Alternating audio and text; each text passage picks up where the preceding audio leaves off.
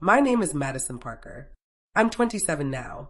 If someone had told the teenager I used to be that one day I'd inherit my grandfather's entire business empire, $5 billion, I would have thought it was a cruel joke. At 18, I was the cast-off daughter, shoved out the door with a single backpack and the cold certainty from my parents that I didn't belong. You won't last without us, they'd sneer.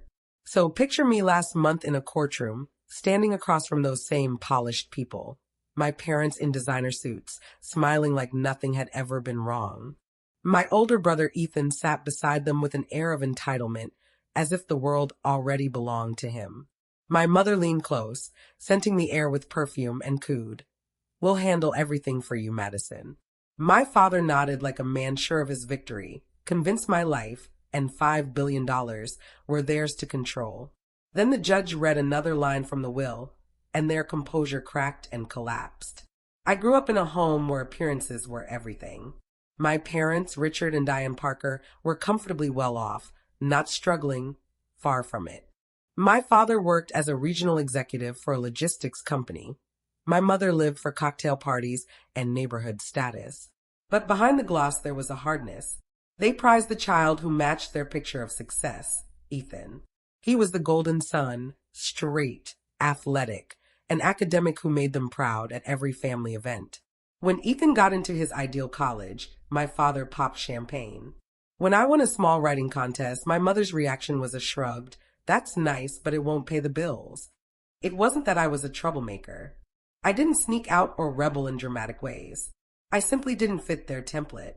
I preferred paint and paper to tackle fields, novels to neighborhood gossip, quiet nights to loud parties. For that, I was labeled difficult and inconvenient. I remember asking why Ethan got a new car at 16 while I was left piecing together rides from friends. My father's jaw would harden. "Life isn't fair, Madison. Learn your place." The words landed like blows. By the time I was 17, the house had become a battleground. Dinner time felt like an interrogation. My mother would roll her eyes at the smallest fairness I asked for. Ethan punished me with smirks and the casual privilege of someone used to always winning. My father looked at me like a problem to be solved. The night before my 18th birthday, he said something I never forgot. He came forward with a measured, cold voice. "If you're still living here by your 18th birthday, you're a failure." I laughed because the alternative was to break. Inside, I was unraveling. The 18th birthday itself wasn't a quiet turning point. It was theatrical. My mother summoned me to the living room. Ethan lounged on the couch like an audience member. My father stood with an envelope in his hand and announced, without warmth, that it was time I learned responsibility. No more money, no more support. You're on your own. The envelope contained nothing, no check, no plan, only the symbolic finality of being cast out. I shoved a few things into a backpack, 2 outfits, my sketchbook, and my phone. I paused at the doorway and heard my mother's voice, syrupy and cruel. "Don't worry, sweetheart. You'll thank us someday." That night, I slept in the back seat of my old car, staring at the ceiling and feeling the world collapse around me while Ethan posted pictures from fraternity parties with the new MacBook Dad had bought him. The only person who didn't abandon me was my grandfather, William Parker. He quietly took my side. Weekends at his place, spare cash slipped into my pocket, a sofa to crash on when I had nowhere else. He never openly badmouthed my parents, but his eyes darkened whenever their names came up, and that told me everything. Over the years, he became the parent I needed. "Madison, you're stronger than you know," he would tell me, squeezing my hand like it was a promise. After I left home, life became about scraping by. I took part-time jobs, studied whenever I could, and managed to rent a tiny apartment that smelled faintly of mildew, but was mine. It wasn't glamorous, it was survival. Grandpa kept steady, small acts that meant the world. Groceries when he thought I wasn't watching, invitations to dinner, a consistent presence. Then the phone call came. Grandpa was gone. Even though he had been ill, a stubborn part of me had trusted that he would outlast everything and everyone. Losing him felt like losing my last anchor. The weeks after his death blurred. I expected nothing from his estate, perhaps a watch, a note, some small keepsake. I certainly didn't expect the life-changing turn that followed. When we assembled in court, Facing my parents and Ethan with their practiced composure, I remembered what it felt like to be dismissed. But as the lawyer turned pages in the will and read my grandfather's words, the room shifted. The smug certainty in my parents' faces dissolved into shock. What they thought was theirs slipped through their fingers. The truth of how Grandpa saw me, the one he always stood by, became painfully, finally clear. I won't pretend the road here was easy. There were nights of doubt and days spent counting coins. There were small, quiet victories, too. A gallery that accepted a piece, a roommate who became a friend, the steady building of a life I could own. My grandfather's faith in me had always been the quiet engine that kept me moving forward. And when his will unfolded in that courtroom, it was as if he had left me one last lesson. Sometimes family is who stands with you when everyone else turns away, and sometimes justice, delayed or strange, still finds a way. Now, standing on the other side of that legal paper, with an inheritance that would have seemed impossible to my younger self, the old wounds ache and the new possibilities hum. My parents' polished smiles are gone from my memory of that day. In their place is the proof that their certainty wasn't the final story. I'm Madison Parker, once the girl with a backpack and a sketchbook, now the woman who survived, who carried on, who learned how to take what was hers and what her grandfather believed she deserved. The past still stings, but it doesn't own me, and for the first time I can decide what comes next. I never imagined my grandfather would leave me something to remember him by, let alone call me to a will reading at the county courthouse. When the envelope arrived, thick paper embossed with the probate court seal, my hands trembled as I tore it open. Inside, the message was plain. The heirs of William Parker are required to attend the reading of his last will and testament. My name appeared on that list, right alongside my parents and Ethan. For a while, I thought of staying away. A part of me wanted to grieve quietly, without their poisonous presence. But another part, the one my grandfather had always nurtured, wouldn't allow them to erase me from his story. So, on a damp and gray Monday morning, I forced myself through the courthouse doors. They were already waiting, of course. My parents, Richard and Diane, had dressed as if it were some glamorous gala instead of a will reading. My mother's pearl necklace gleamed against her silk blouse, her lipstick too bright for the somber setting. My father sat stiffly with his hands folded, smug as ever, his cufflinks glittering under the fluorescent lights. And Ethan looked like he was born to inherit. His navy suit was perfectly tailored, his grin wide and arrogant, as if today were just a formality before his crown was handed to him. The moment I stepped inside, 3 pairs of eyes landed on me. My mother's smile was all sugary sweetness, stretched too wide. "Madison, darling," she cooed, as though years of silence between us had never existed. "I knew you'd come."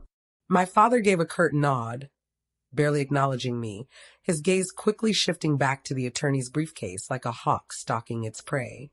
Ethan leaned back in his chair, smirk tugging at his lips, and muttered just loudly enough, "This will be fun."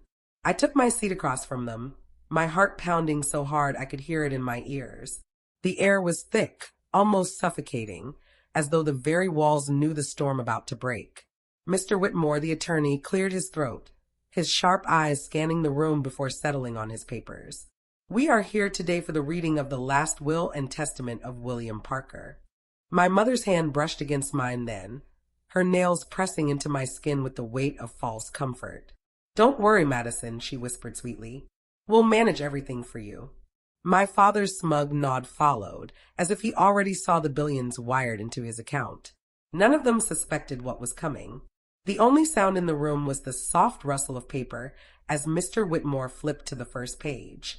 My parents leaned forward expectantly, Ethan stretching back in his chair like a king awaiting his coronation. My hands gripped the chair so tightly my knuckles turned white. "This is the last will and testament of William Parker," Mr. Whitmore began, his voice steady, signed and notarized 1 year prior to his passing. My mother let out a dramatic exhale, glancing at Ethan, then at me with a patronizing smirk, as though the outcome were already written in stone. My father rested a hand on his knee, his expression smug, so sure of what was to come. I could almost hear the script they had already written in their minds. Ethan inherits, they oversee everything, and I'm brushed aside, forgotten. But then Mr. Whitmore's next words cracked through the air like a thunderclap. I, William Parker, hereby leave the entirety of my estate, valued at approximately $5 billion, to my granddaughter, Madison Parker. Time itself seemed to freeze. Even the clock on the wall stopped ticking in my ears. For one long, suspended heartbeat, no one moved. My mother's smile faltered, her face breaking like porcelain under a hammer. My father's confident mask slipped. Ethan's mouth dropped open before snapping shut with an audible click. I blinked, trying to be sure I hadn't misheard. 5 billion. To me. My pulse thundered in my chest as Mr. Whitmore continued calmly. It is my express wish that this estate be placed in her sole possession, with no trustees, no oversight, and no conditional management. Madison Parker is to have full control of all assets, properties, and holdings, effective immediately.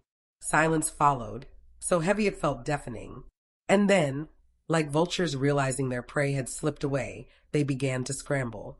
My mother's voice rang out first, too high-pitched, too sweet. Well, of course that makes sense, she said, clapping her hands together softly. Madison was always so close to her grandfather. She turned quickly to my father. Naturally, she'll need our guidance, won't she, Richard? My father straightened at once, nodding eagerly, his forced smile stretching wider. Yes, 5 billion is, well, it's an enormous responsibility for someone so young, so inexperienced.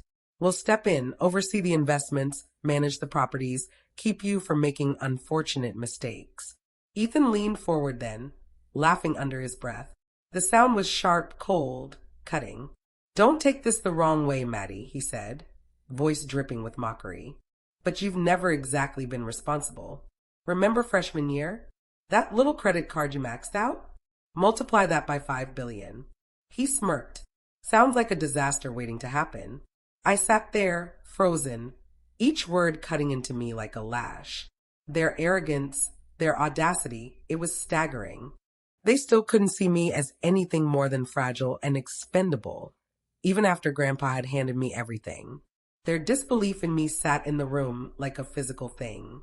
Mr. Whitmore cleared his throat and spoke plainly. Mr. Parker's will leave the estate entirely to Madison Parker. No trustees, no family oversight, no shared control. The instructions were clear. My father's mouth tightened into something that tried to be a smile. We understand, he said, the words hollow. We only want what's best for her. You know that, Madison. He fixed me with that look, calling me Madison as if friendliness could disguise the hard glint in his eyes. My mother leaned in, her fingers biting a little too hard into my arm. Sweetheart, let us help. Grandpa would have wanted the family to benefit. Benefit, their favorite word, hung heavy between them, heavy with the implication that benefit meant enriching them, not me. A heat rose up in me then, familiar and rusty from nights I'd spent sleeping in my car, from every sneer at family dinners, from every time they'd told me I didn't measure up. They thought they could stake a claim on what Grandpa trusted me with. For a heartbeat, I almost laughed at the audacity. Grandpa hadn't chosen me out of pity. He picked me because he believed I could do what they couldn't, not because I was weak, but because I was quietly determined. I kept my expression calm, my mouth a thin line, but inside I was seething. Ethan leaned back, that smug look carved into his face. Think about it, Maddie, he said. You don't even own a home. You rent. You've never invested. 5 billion will drown you. My father had managed money all his life, he implied. They knew how to steer a fortune better than I did. For a moment, their condescension almost felt absurd. They were still playing the old tape. Small, fragile, incapable. Grandpa had seen past all that. As their syrupy voices and veiled barbs tumbled on, I straightened. I said nothing, not yet, but I felt something shift. The courthouse was only the opening scene. When I got home that night, my phone was already full of messages from my mother. We should talk, sweetheart. Your father and I just want what's best. Don't make rash decisions. Each text was lacquered with fake concern. I ignored them. 2 days passed without answering, and then, late one night, there was a heavy knock.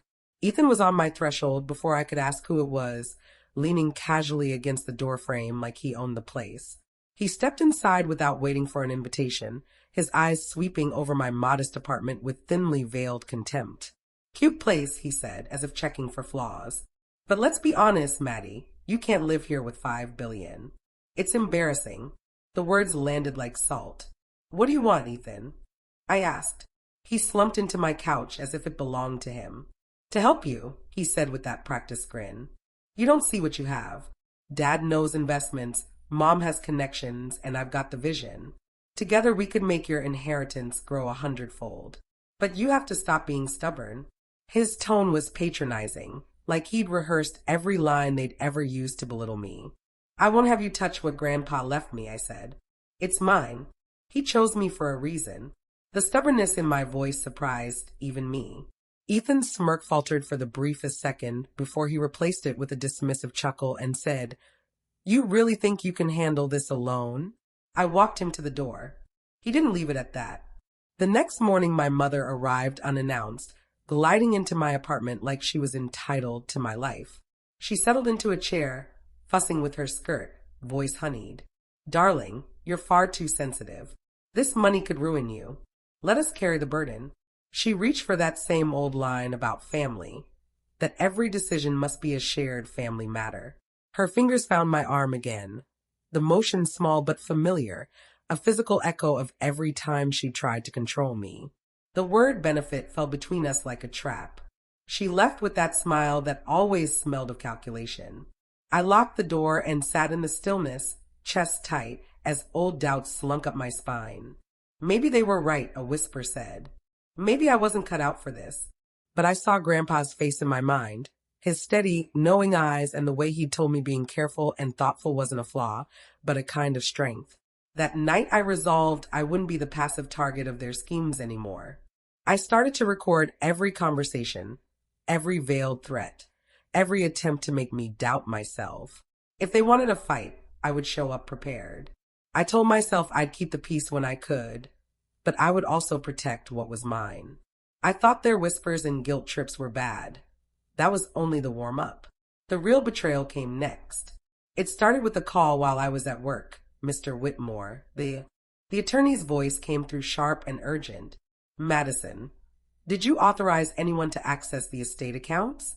My stomach sank. "No," I answered. "Why?" He exhaled slowly. "Someone showed up at the bank claiming to represent you. They tried to withdraw money. Thankfully, your grandfathers will flag the attempt and the bank refused, but they were persistent. I didn't need to be told who. My mind supplied the familiar faces, my father's sternness, my mother's syrupy smile, Ethan's smug confidence. All of them colluding to take what wasn't theirs. That night I drove by their house. Warm light spilled from the windows, and 2 cars sat in the driveway as if nothing had changed. To everyone else it was an ordinary household. To me it was a stage set for betrayal. They weren't just sly or pushy anymore. They'd crossed into theft. Then the gossip started. Small towns feed on rumors, and my parents were experts at seeding them. Strangers' looks hardened into judgment. The cashier who used to greet me with a grin muttered, "Must be nice, inheriting like that." At the gas station someone hissed that I'd stolen the money from my brother. Even friends who had once been close stepped back. Calls faded, invitations stopped. The story they wanted to sell, that I was greedy and unworthy, began to stick.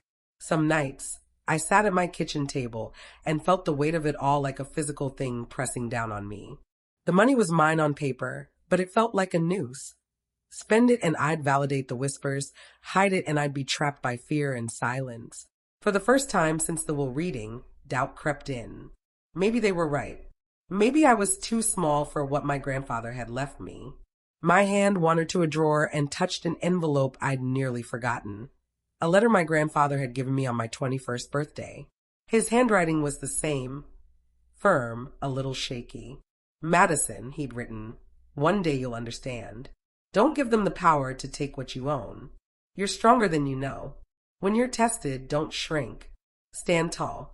I read it until the letters blurred. His faith in me caught fire inside my chest and settled into something hard and steady. Resolve. Fear didn't vanish, but it sharpened into purpose. They wanted a reaction. I decided to stop reacting and start preparing. This stopped being survival and became strategy. My first practical move was to find someone I could trust with finances, not a showy advisor tied to my father's circle, but someone reliable and precise.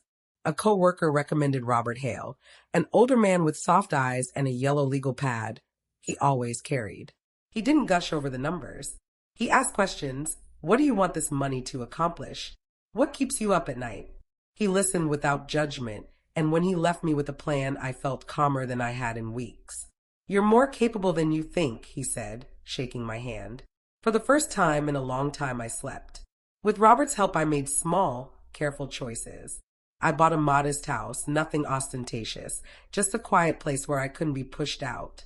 Walking through the empty rooms the first night, I told myself aloud, this is mine. It felt good and terrifying and honest all at once. Money alone wasn't a shield. My parents had weaponized gossip, and the only way to blunt that was to build credibility. So I began showing up where my grandfather had cared to be. I joined a local charity board he'd supported. At first, people still whispered, but slowly they saw me as more than a headline. They remembered William Parker's name and his reputation for decency, and that memory softened their view of me. At a board meeting, I met Daniel Grant, a retired lawyer in his 50s with sharp eyes and an easy authority. When he learned who my grandfather was, he looked at me differently, kindly, respectfully. Your grandfather thought highly of you, he told me. Over coffee a week later, he leaned in and said, quietly, you should know he planned for problems after he was gone. He put protections in place. My pulse quickened. Protections? Daniel slid a worn folder across the table. Inside were documents I'd never seen. Airtight clauses, notarized conditions. If my parents tried to interfere or falsely claim to represent me, they'd automatically be cut out, not just morally, but legally. My grandfather hadn't just left me an inheritance. He'd built a legal fortress around it. That realization flipped something in me. I wasn't merely defending myself anymore. I had leverage and evidence. With Daniel and Robert in my corner, the odds felt different. My parents' schemes would run up against more than my stubbornness. They'd meet my grandfather's foresight and the people who respected him. I should have known the next step was coming. They'd been circling for weeks, probing, trying to find a weakness. When manipulation and theft failed, they escalated. One crisp autumn morning, Daniel called, voice edged with steel. They filed a petition claiming you're unfit to handle the estate. They want guardianship. I nearly dropped the phone. Guardianship? I was 27.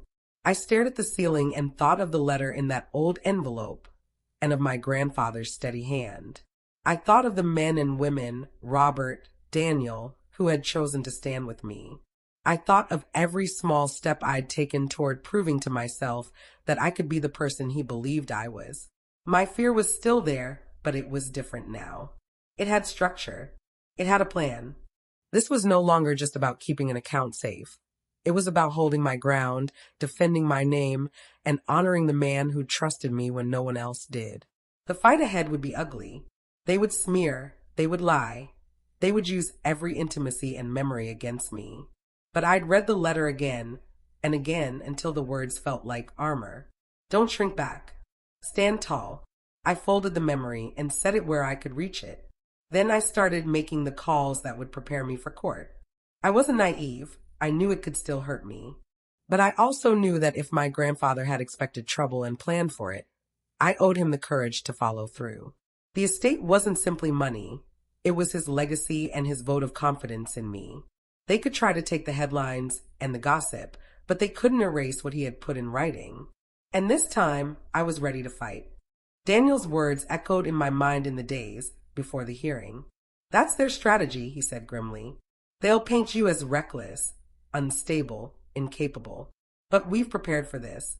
Those days stretched endlessly, tight and tense like pulled wire. Every time I stepped outside, I could feel the weight of eyes on me. Neighbors whispered, their gazes carrying both pity and suspicion. My parents had done their work well, feeding the community their story, poisoning every well before I could even speak. By the morning of the hearing, my hands trembled. I dressed with purpose, choosing a simple navy suit. Nothing flashy, nothing ostentatious. I needed to appear steady, professional, and calm. Inside the courtroom, my parents and Ethan sat aligned like a united front. My mother's smile was sweet as syrup, my father's jaw locked with smug anticipation, and Ethan looked practically radiant with arrogance. When the judge called the room to order, their attorney launched into his performance, dripping condescension with every word. Your Honor, my clients are deeply concerned for their daughter. They mourn the loss of William Parker, yes, but they cannot in good conscience allow a $5 billion estate to fall into the hands of someone as impulsive and unprepared as Madison. She has no history of financial responsibility, no personal assets, and a record of poor judgment. Surely, it is only reasonable that her parents, established and successful adults, oversee the estate. As if on cue, Ethan nodded solemnly. My mother dabbed at her eyes with a handkerchief, feigning tears, while my father locked eyes with the judge as though radiating authority. It was theater, carefully rehearsed. Then Daniel rose. Calm, steady, deliberate. Your Honor, this case is not about competence, he said, his voice cutting through the room like steel. It's about greed. Piece by piece, he presented the evidence. The forged attempt at the bank, Ethan's mocking text messages about my inability to handle money, letters from my parents suggesting I funnel parts of the estate into their accounts, and finally my grandfather's will, ironclad, notarized, explicit. Only I was named executor. Only I was trusted. The courtroom quieted with each revelation. My parents shifted, their confidence faltering. Ethan's smug grin dissolved when Daniel projected one of his texts onto the screen. You'll drown in $5 billion, Maddie. Better let Dad take it. And then Daniel produced the leather-bound notebook. Worn, edges frayed. This was given to me by William Parker himself, he explained. It contains his handwritten notes, his foresight. He anticipated this very moment. He turned to the final page, voice steady as he read aloud. If they try to seize what isn't theirs, it will be proof of why I chose Madison. She has survived their cruelty, risen above their neglect, and proven stronger than they could ever admit. My estate belongs to her alone, not to those who cast her out. The words fell into the silence like judgment itself. My mother froze, hand clutching her pearls. My father's fists clenched against the table. Ethan dropped his gaze to the floor. The judge leaned forward, her tone crisp and final. The petition is denied. The estate remains solely in Madison Parker's control. Furthermore, this court warns the petitioners against any further attempts to undermine the explicit wishes of the deceased.